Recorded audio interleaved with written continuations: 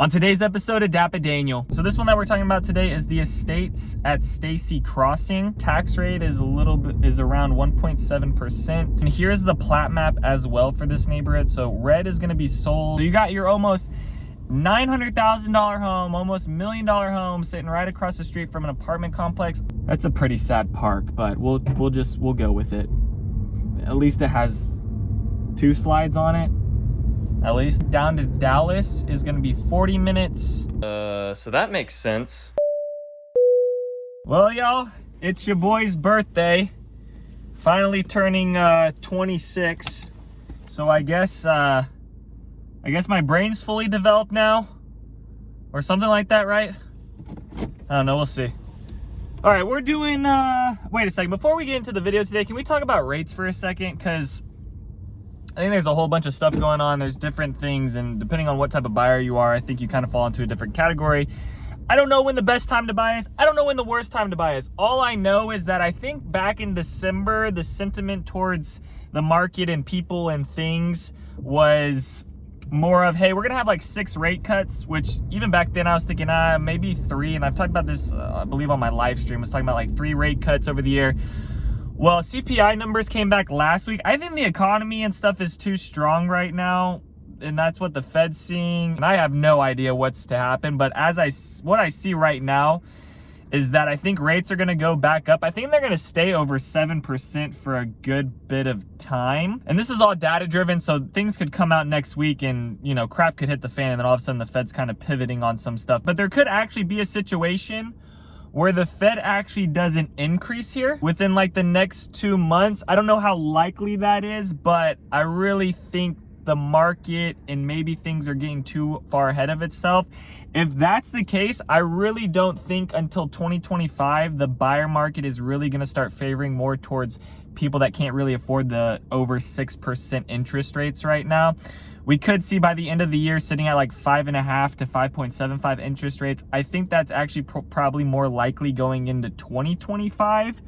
However, there are some things to think about right now though, okay? So if you can't afford, because I have buyers right now that are making offers on houses at like 6.5%, maybe a little bit less. My new construction people are in at like buy downs at like 4.9% right now, which it seems like people can still kind of afford that. But for pre-owned stuff, I think it's kind of one of those things where it's like, if you buy right now, maybe over this next, you know, quarter or 2 quarters going into summer, inventory is going to open up. We're going to be sitting on these kind of still high interest rates. So you still will have options, okay, in that sense, which is okay for a buyer. So it's kind of either or. It's like either you're going to have a lot of inventory and options to pick from as to where the interest rates are now, or we're gonna get into, you know, end of this year going into next year where interest rates are gonna slip. Inventory is probably gonna start slipping then as well. You're probably just gonna have less options. So it's kind of, which would you rather take? Would you rather take the high interest rate right now, refinance later, and have options for buying a home and inventory opening up? Or would you rather just wait and have interest rates come down, but you might be competing a little bit harder with things? So just kind of something to think about. I just think people are getting, back in December, I was seeing agents online with Instagram posts being like, oh, the market's heating up, interest rates are going down. But I still kind of felt like, okay, let's just look at these numbers that are coming through, because I feel like right now things are really on a lag time. And I think now the rates that were cut 8 months ago and things like that are now starting to have more of an effect. So we'll kind of see how that plays out. But that's my little take from what I've seen. And like I said, this is all month by month data. I also think labor and the unemployment numbers are skewed, because someone can be, and let me know if I'm wrong on this, but I'm pretty sure it goes kind of something like this, where like, you know, the unemployment numbers are out there for people on unemployment, but once you're off unemployment, you might still be unemployed, but you only have a set amount of time you start getting those checks from the government. After that, you're not really on unemployment anymore, but then you don't get counted into that number. So I feel like actually the amount of people unemployed is actually a little bit more than what they're showing. So like I said, I'm not an expertise in the sense of economics and all that stuff, but I just kind of look at news reports and see what's going on. And I kind of feel like that's the situation we're sitting in right now. So either way, like I said, I don't know when the perfect time to buy is. All right, Let's talk about the neighborhood though, because we're on a neighborhood tour today, and that's why you guys clicked on this video. So this one that we're talking about today is the Estates at Stacy Crossing. The county that this neighborhood is in is going to be Collin County. The tax rate is around 1.7%. And then the HOA in here is $775 annually. The builder in here is just going to be Normandy Homes. Okay, their price range in here is going to be $655,000 up to $854,000, and then the square foot size range is going to be 2,163 square feet up to 3,569 square feet. For their build plans, they had 7 floor plans in here. They're going to be on 50-foot lots with like 110, 120 depth, kind of depending on which way the home is angled, but it's just going to be single family homes. And then I'll actually talk about some of the townhomes and the apartments that are around here as well, and some things to think about when you're choosing your lot. But this main road here is Alma. That this neighborhood is also off of Stacy. Stacy turns into Main Street once you head more into Frisco over on that side. So we are really close to Frisco as well, being over here. I really do think this is a good location in the sense of like, you're not too far away from 121. You could take 75 highway down to Dallas. You could get into Frisco where the Stonebriar Mall is relatively quick, or you could take Main Street to get down into downtown Frisco quick as well. And you're not too far away from the downtown McKinney area. Also, you're kind of in the middle of those two things. I wanted to drive by the model home real quick because I didn't mention that because I was blabbering about interest rates a little while ago. So this is where the model home is and where it's set up. But like I said, these are going to be on 50-foot lots. 7 floor plans in here. They had the Bryce floor plan, 3-bed, 3-bath, 2,163 square feet starting at $655,000. The Chappelle plan, 3-bed, 3-bath, 2,173 square feet starting at $665,000. The Frederick plan, 4-bed, 4-bath, 2,730 square feet starting at $757,000. The Juliet 4-bed, 3.5-bath, 2,991 square feet starting at $752,000. The Marseille plan, 4-bed, 3.5-bath, 3,085 square feet starting at $770,000. The Orleans plan, 4-bed, 3-bath, 3,168 square feet starting at $829,000. And then the Toulouse plan, 4-bed, 4-bath, 3,359 square feet starting at $844,000. Now on their website, they did have quick move-ins. They had 5 quick move-ins on there. So you can kind of see when those are going to be closing. There was one that was available right now, but it seems like the next ones are going to be closing over like these next seasons going into like the summer and the spring. And then here's the plat map as well for this neighborhood. So red is going to be sold. Blue is what's going to be available to build on. Green is going to be the quick move-ins, and then gray is going to be the future release. So like kind of the south part of this neighborhood is going to be the future release, and then that's going to just keep on going into their next phase. And they're not going to have a whole bunch of homes in here. Okay, it's going to be a pretty tight-knit community. Now, talking about lots and which lots to pick, I wouldn't pick anything that is like right here across from the apartment complex. And this is the thing when I talk about with families and looking at new construction, all this type of stuff. You can see these these apartments right here are literally right across the street. You're right across the street. So you got your almost $900,000 home, almost $1 million home sitting right across the street from an apartment complex. I'm not too thrilled about those types of things.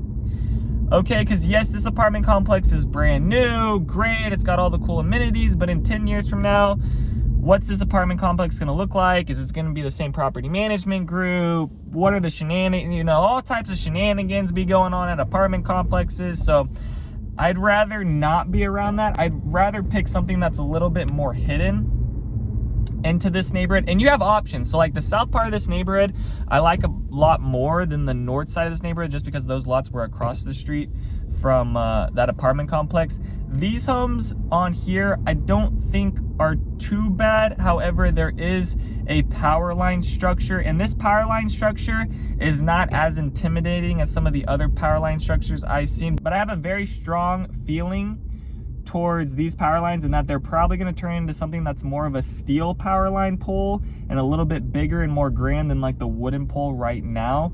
So like I said, if you have options, which you do within this neighborhood, I'd pick some of the other lots that are more in the center of the neighborhood, or when they release these ones on the south side, I like these that are backed up. against someone. Even though that neighborhood is a different HOA, which isn't the best scenario, I'd rather be backed up to a different neighborhood with a different HOA and neighbor than backed up to something that's that type of power line. So once again, it depends on what's the lot premiums, what's the lot size, do you like how that home's facing, can you build that certain floor plan on that lot? So I think there's other factors that go into that as well. The average home active when I pulled it out was a 2023 4-bed 4.5 bath 3,028 square feet at $829,000 at $275 per square foot. The last 180 days, there's only been one home closed in here that's actually on the MLS. There's been a few other homes that have closed in here. I'm not able to pull out the best data with that, but for example, a 2023 3-bed 3-bath 2,173 square feet closed at $686,000 at $316 per square foot.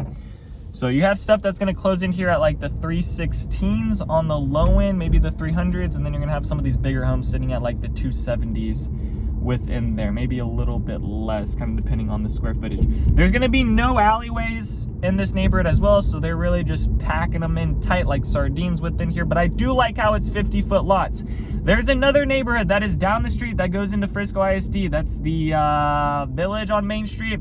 They've got 40-foot lots in there that are in the same prices. So I have some families that are like, okay, well, I'm kind of comparing these things. Which one's better? Well, this one goes into Frisco ISD. I think it's set up in a great spot. It's not along Preston Road. It's not quite along Main Street, but like I said, Stacy turns into Main Street over there.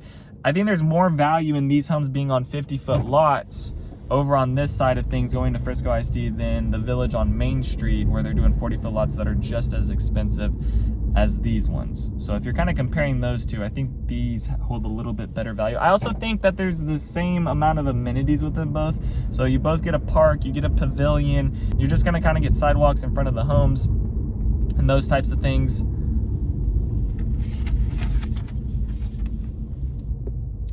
But here's the park that they have. So you get a little pavilion with benches, and then you get that's a pretty sad park, but we'll go with it.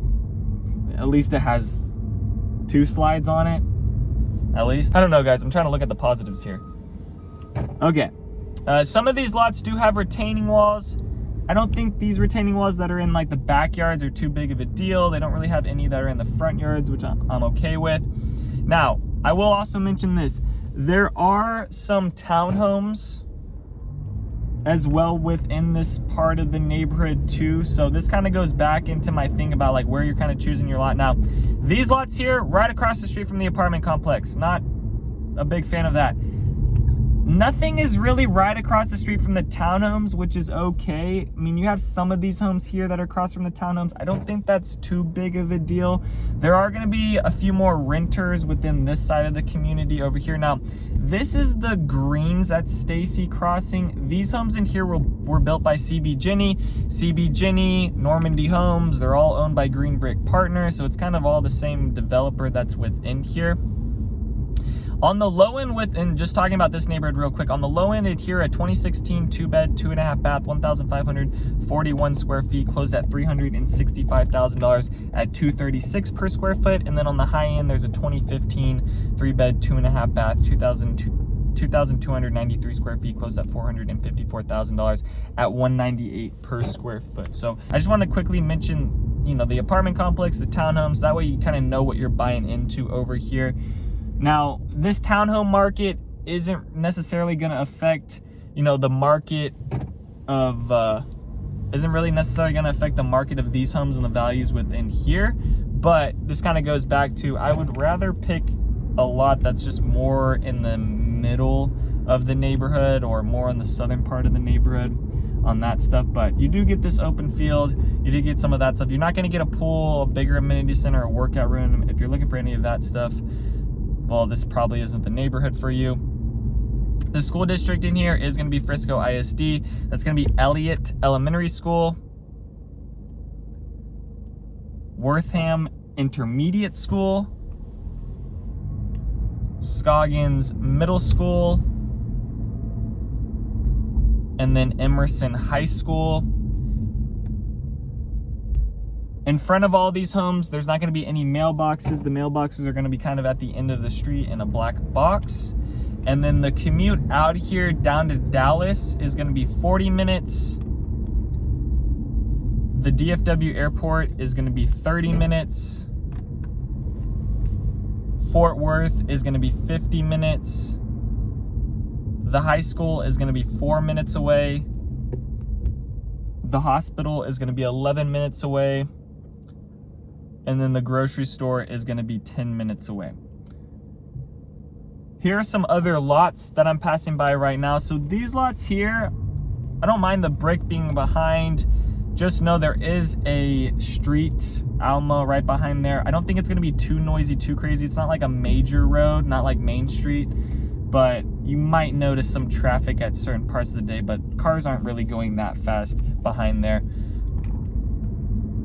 I think if I had to pick between those lots with the street behind it and the lot with the neighbors in the other neighborhood with a different HOA, I think I'd rather pick the ones with the street behind it.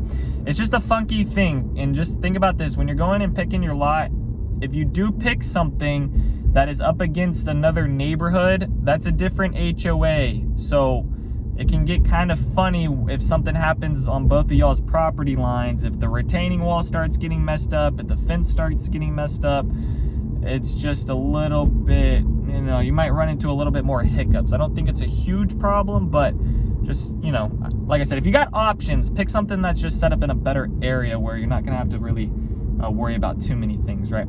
So that is gonna do it for the estates at Stacy Crossing. I mean, this neighborhood is not that big. There's not that many streets, so pretty quick one today and showing you guys. If you have any other questions about Normandy homes buying over here in McKinney for new construction, please send me a text or give me a call. I have all my information down below. Other than that, peace out, y'all, and take it easy as always. Thanks for checking out my channel and watching that video. I got more videos floating around here. If you're in the market to buy or sell real estate in the DFW area, contact me, Daniel, at the Home Expert Team. I will be happy to answer any of your questions. Besides that, bye.